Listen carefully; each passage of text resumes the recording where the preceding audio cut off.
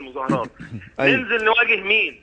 نضرب مين؟ نقف مع مين عشان نضرب مين؟ احجز ما بينهم يا سياده المقدم، احجز ما بينهم، ده واجبك، ده واجب سيادتك، ده واجب سيادتك. طب خلينا نسمع.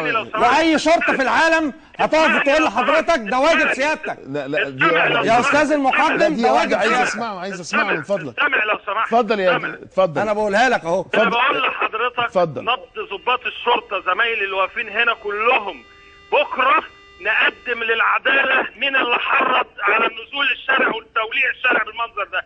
بكره نقدم الناس اللي ولعت الشارع للعداله عشان تبقى عارف. بكره هنقدم اللي حرض الاخوان المسلمين ودعاهم للنزول يحاصروا المحكمه قدمهم للمحاكمه ويحاصروا الاتحاديه ويحاصروا الكلام ده ويواجهوا المتظاهرين الموجودين اللي كانوا موجودين امبارح وما تعاملوش معانا ولا ضربونا. احنا قدم للمحاكمه من خالف القانون. اسمعني لو سمحت، اسمعني عشان يا رجل الشرطه تقدم للمخالف. ده تأمين الأسد، ده مفهوم تأمين الأسد. هنسمع حضرتك بعديه بس نسمعه بس. اتفضل. انا لازم انقل لك نبض الضباط زمايلي والعساكر والامناء كل اللي شارك في الامن المركزي واللي واقف دلوقتي لا بيقول لحضرتك بكره نقدم للعداله كل من حرض الاخوان المسلمين ان هم ينزلوا النهارده ويضربوا المتظاهرين ويفتحوا الاحداث دي في البلد ويولعوها بالمنظر ده. قبل ما تحملنا المسؤوليه بكره هنقدم للعداله وللنيابه. بكره هنقدم لهم اللي نزلوا وضربوا المتظاهرين النهارده وحرضوا على الفتنه اللي بتحصل في مصر. ده واجب الشرطه ونشكرك على ذلك. وبعدين يشيلوها للشرطه. احنا واقفين ندافع على الارض دي. ده واجبك ونشكرك على ذلك. وكل اللي مشاركين عشان تبقى عارف من الامن المركزي ما نمناش واقفين لغايه دلوقتي سهرانين وسهرانين عشان نحمي البلد دي. ربنا يحميكم ويحمي بيكم مصر. المهم تقدموا المتهم للعداله. طيب انا بكره هفكرك واحنا بنقدم للعداله اللي حرض نزول الاخوان المسلمين للشارع. بكره افكرك عشان تبقى عارف كويس قوي احنا مش هنروح. يعني سياده المقدم نقدر نتعامل. سياده المقدم انا خالد ابو بكر محامي، اسمعني دقيقه. هل حضرتك تؤكد ان التطور اللي حصل في الشارع انه كان في متظاهرين سلميين وجد عليهم جديد ان في مجموعه حضرتك وصفتها؟ طبعا هم موجودين من امبارح ما افتعلوش اي مشاكل خالص ولا ضربونا ولا احكي لنا بقى بالظبط ايه التطور اللي حصل عليهم. الاستاذ اللي عند حضرتك بيقول الشرطه فين تنزل، الشرطه اضرب مين اقف مع مين على مين؟ كلهم اخواتنا كلهم مصريين، مش هنضرب حد عشان تبقى فاهم كويس قوي، مش هنضرب حد عشان تبقى فاهم. خلاص الشرطه استفادت من الدرس، عمرها ما تمد ايديها على مواطن مصري تاني. انسى.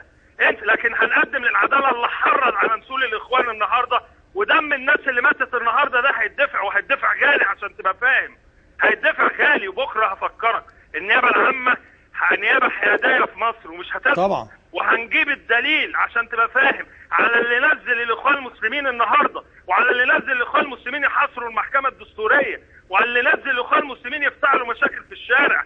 بكره نجيب لك مين اللي حرض. استخدم القانون يا راجل الشرطه. تمام.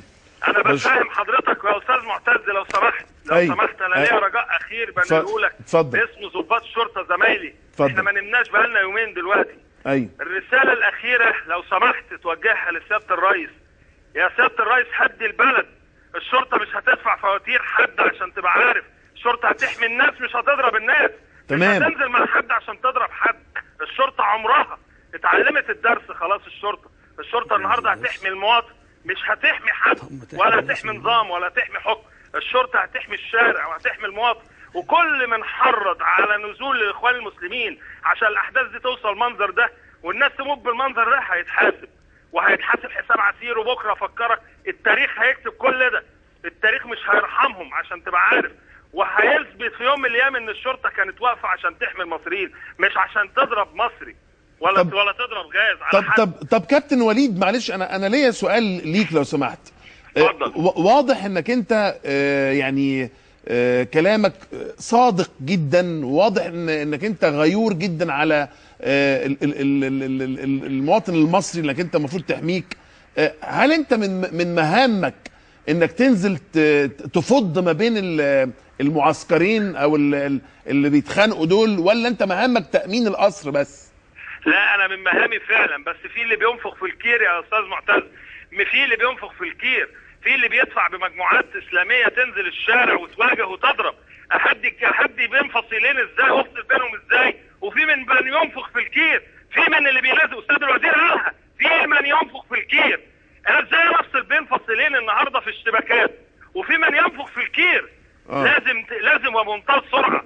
المرشد ادى تعليماته ان هم ينسحبوا، المفروض ينسحبوا من الشارع. حرام دم المصريين اللي بيموت ده، حرام دمهم. هم ما انسحبوش لغايه دلوقتي، احنا مش شايفين حاجه. لا يا بيه، ما انت شايف على القنوات الفضائيه كلها ما حدش انسحب.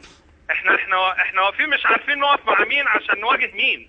طب مين اللي هنضربه يعني؟ ولما بتقول نضرب مين ونضرب كذا على مين؟ انت لما بتقول الشرطه اتعلمت الدرس، تقصد ان انت مش عايز تقحم في صراع في الشارع يدفع فاتورته المواطن وانت من غير ما تعرف انت بتضرب في مين؟ الناس كرهتنا يا استاذ معتز، صورتنا بقتش طيبه من النظام بيدفع بينا لمواجهه الشعب، مواجهه النظام. احنا ابناء الشعب، احنا بنسهر ما بننامش عشان نخدم الناس، عشان نقبض على الحراميه والمجرمين. ما بننامش، بنتعرض بارواحنا وبيوتنا للخطر. بيموت فينا ناس كتير، لكن للاسف ما حدش بيقدر شكلنا. ما بقى قدام المواطن مش حلو، كل الناس بقت بتكرهنا. لكن خلاص استفدنا من الدرس ده، لن نخدم نظام. سيادة الرائد، وانت شاهد عيان، لو انا سألتك من تحمل المسؤولية الجنائية عن قتل وإصابة المصريين اليوم؟ أحمل كل عضو في جماعة الإخوان المسلمين حرض على نزول الإخوان المسلمين والتيارات الإسلامية النهارده للشارع عشان يواجهوا الولاد عند الاتحادية. الولاد دول جم امبارح تظاهروا بمنتهى الأدب وما هاجموش الأصل. على كل حال يا كابتن وليد، على كل حال الاتهامات محلها القضاء المصري والنيابه والمحاكم. قدم المتهم وقدم الادله اللي تحت ايدك، ونحن نشكر لك مجهودك في حمايه مصر. وبنشكرك جدا المقدم وليد من قوه تامين قصر الاتحاديه، متحدثا باسم زمايله ضباط الشرطه الموجودين في محيط قصر دي شهاده ادانه الاتحاديه. ده ضابط امن مركزي. ده شهاده توثق على فكره احنا النهارده في يوم محتاجين فيه شهاده طبعا، شهاده للتاريخ. طبعا شهاده للتاريخ، يوم في تاريخ مصر. بس هو السؤال برضو في طول الحلقه اللي احنا مش لاقيين له اجابه. فين الرئيس؟ فين الحكومه؟ فين الدوله؟ تفتكر ما حدش سمعنا خالص؟ الرئيس